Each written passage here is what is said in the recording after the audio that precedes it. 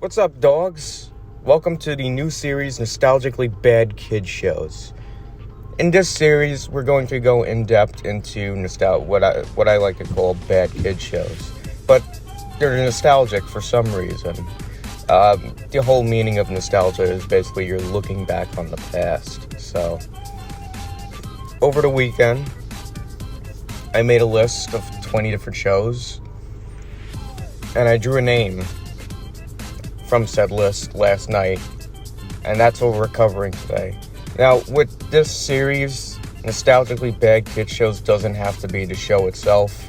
It could be a moment from it, a song from it, a creepy factor from it, or it could be a certain line you just remember. But today, it's the whole fucking shebang. That's what makes it nostalgically bad. So, what name did I draw from that list yesterday? Drum roll, please.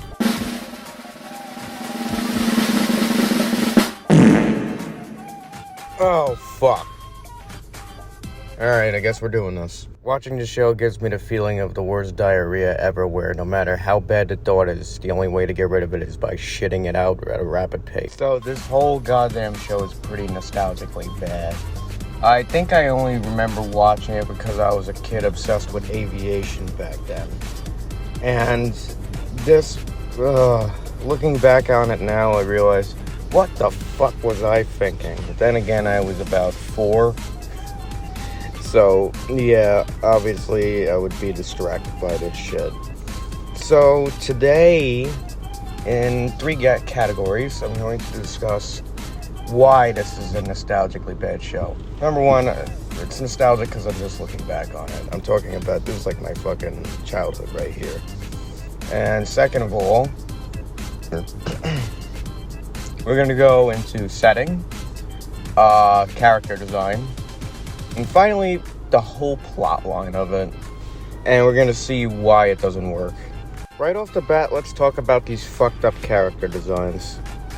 And I honestly think a good comparison to Jayjay would be Thomas the Tank Engine, both for anthropomorphic pieces of machinery that are alive.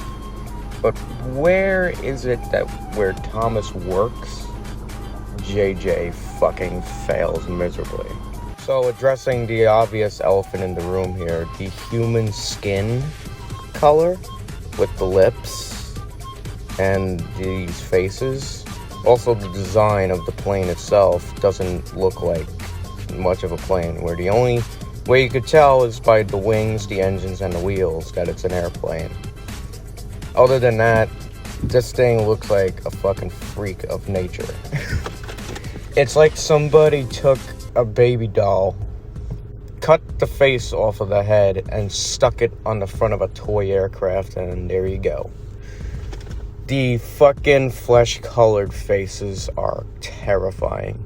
And the only thing that makes it worse is the jittery as fuck CGI animation that goes along with the show. And this came out at a time where CGI wasn't, like, terrible. You know, it was still really good. The problem is, this comes off as, like, a really lame one-off PS2 game. The CGI is fucking awful. The voice actors are pretty bad. The character designs are creepy as fuck. And it also makes you wonder, how the hell does this world work? Unlike Thomas with the minifigures that kind of narrate and make the world work in a semi-realistic way and you can believe it, Jayjay actually has just live-action humans green-screened into the show. Green screened pretty poorly too. Sometimes you can see the pixels by their feet. With Thomas, it felt like the human characters would actually ride inside the coaches and the drivers would really operate the trains. With Jayjay, since they're actual humans green screened in, and the humans are noticeably just about the same size as the aircraft itself, you gotta wonder, how the hell does this airport work? If there's physical fucking humans in there and these anthropomorphic aircraft are doing deliveries and carrying passengers, like, One thing I've always questioned about the show, no matter how young I was. So if there's physical humans in the show and they run an airport like they run any airport in the country, around the world, one character design flaw on Jayjay, he has no fucking door. If he's a passenger plane, how the fuck are people getting in him? Which is why I came up with this theory. Reservations to get seats on Jayjay must be really fucking high, because he looks like he can fit no more than 6 passengers inside of him. The way you get into Jayjay, I always picture this, and I think I remember having a nightmare as a kid about this, where Jayjay, you have to stand right in front of Jayjay, he opens his mouth, and then you crawl inside of his mouth, making sure he doesn't chew you to death. You have to slide down his esophagus, and that's how you get into the cabin behind his face. That sounds fun. It sounds messed up, but it's the only way I could think it works, especially when you got actual humans in the show. So if not the character designs, the characters' personalities themselves, and the setting being absolute shit, along with the animation, how about the plot? What's the plot of this show? What's the plot that makes it worth watching? Turns out there really isn't one. I mean, the plot lines are so goddamn predictable, you think it's been done to death. Like every other children's show has done these life lessons before, but this show has done it in such a way where it's shoved down your throat and you're left kind of feeling empty afterwards. So, yeah, as far as plot goes, it's pretty stupid. And at one point, the production for the show got really bad. Like, they were the ratings were dropping really badly, and they needed some kind of saving grace. So what do? You make it a Christian kid show. So yeah, at the end of each episode, they would read a passage from the Bible having to do with whatever life lesson they decided to shove down your throat through poor animation, poor voice acting, and poor acting altogether. And the turn to make it into a Christian kids show was not the saving grace the creators had hoped for, and Jayjay was canceled after only 2 seasons.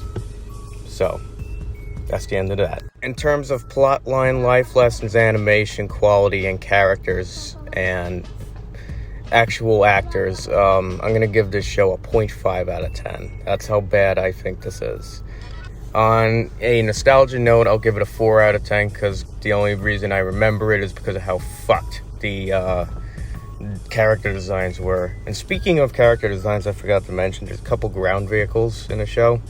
The number one that stood out to me and still looks awful is the tow truck named Tuffy. Pure Asian stereotyping character design. Look at this fucking thing, this nightmarish, atrocious thing. And if not the character design was more like stereotypical enough, her voice is also pretty bad, where every single R is pronounced as like an L. Like, oh my god. Like, there's such a thing as doing international characters tastefully, and then there's distasteful, and this one is the kind that leaves a really bitter fucking taste in your mouth. Like ancient cough syrup that your mom forces down your throat because you're sick. That's how bad this design is. So that was the first episode of Nostalgically Bad Kids Shows. Hope you enjoyed that, and share with your friends, comment, you know. I like reading your guys' comments. I want to know what you guys think, in all honesty, because honestly, just hearing me run my mouth off about this could get kind of boring after a while. But yeah, that's it for this video. Hope you like, just share, subscribe to the channel, and yeah, I'll see you in the next episode of Nostalgically Bad Kids Shows. Peace.